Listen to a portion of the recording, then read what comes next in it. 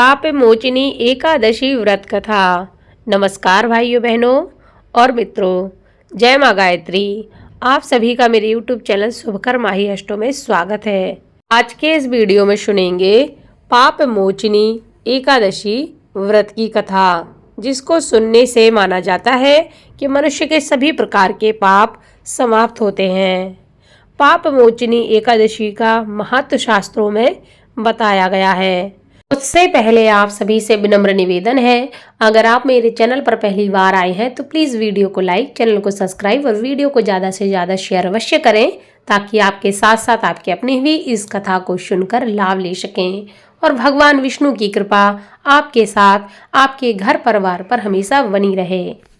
अर्जुन ने भगवान श्री कृष्ण से कहा कि हे मधुसूदन, आपने फाल्गुन मास के शुक्ल पक्ष की एकादशी अर्थात आम्ल की एकादशी के बारे में विस्तार पूर्वक बताया है।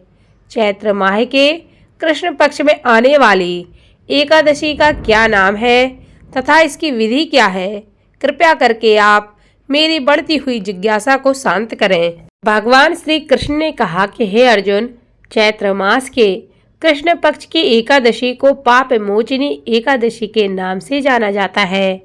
एक बार की बात है, पृथ्वी पति राजा माधांता ने लोमस ऋषि से यही प्रश्न किया था जो तुमने मुझसे किया है।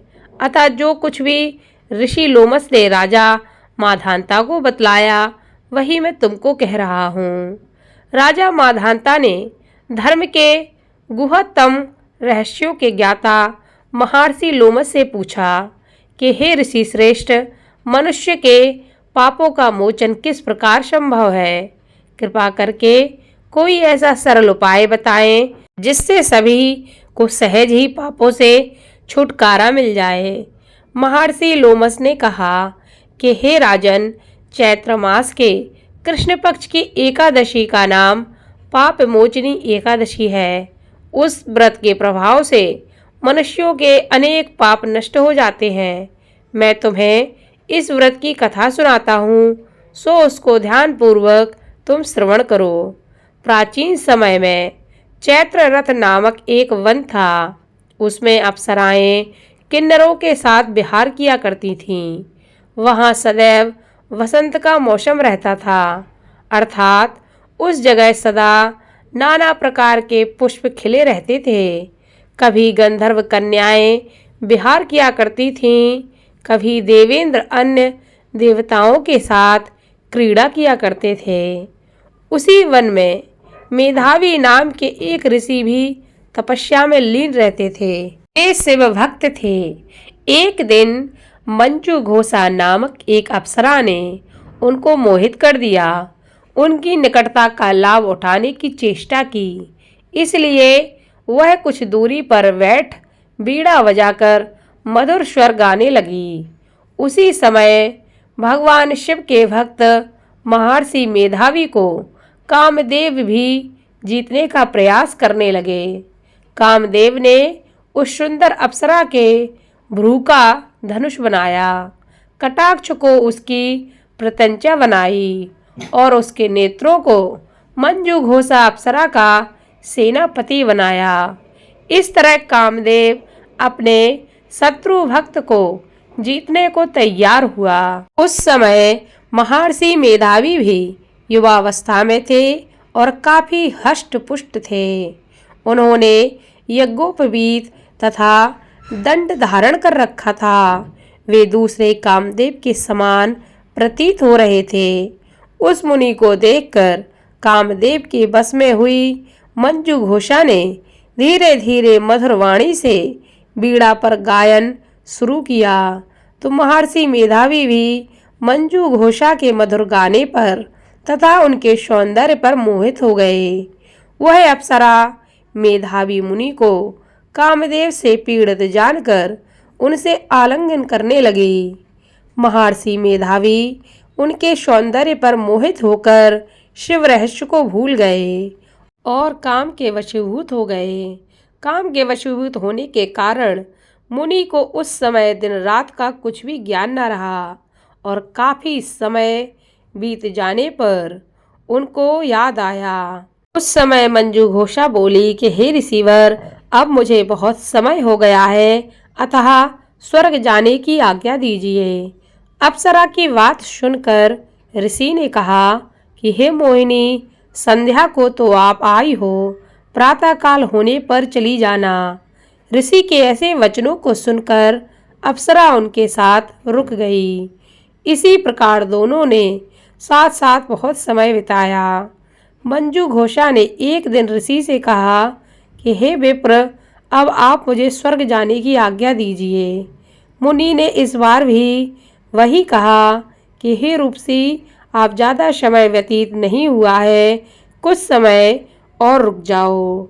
मुनि की बात सुनकर अप्सरा ने कहा, हे ऋषिवर, आपकी रात तो बहुत लंबी है।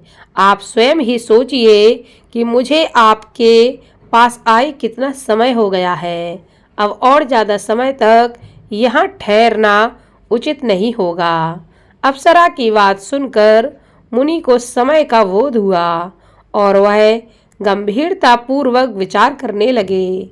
जब उन्हें समय का ज्ञान हुआ कि उन्हें कितना समय बीत गया है, 57 वर्ष बीत चुके हैं, तो उस समय अप्सरा को वह काल का रूप समझने लगे। इतना ज़्यादा समय भोग विलास में व्यर्थ चला जाने पर उन्हें बड़ा क्रोध आया और वह भयंकर क्रोध में जलते हुए उस तप नाश करने वाली अप्सरा की तरफ भ्रुकुटी तान कर देखने लगे।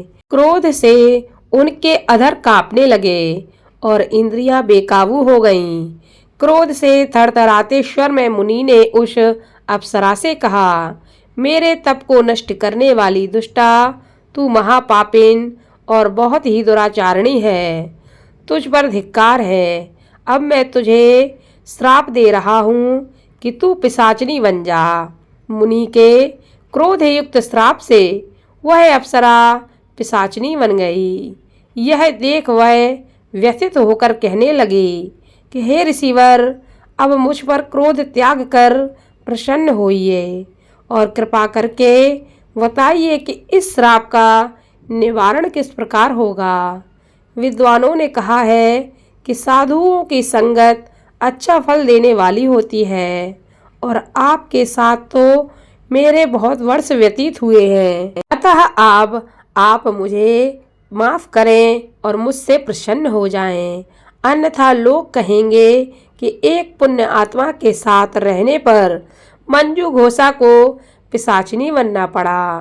मंजू घोषा की बात को सुनकर मुनि को अपने क्रोध पर अत्यंत ग्लानि हुई, साथ ही अपनी अपकीर्ति का भय भी हुआ।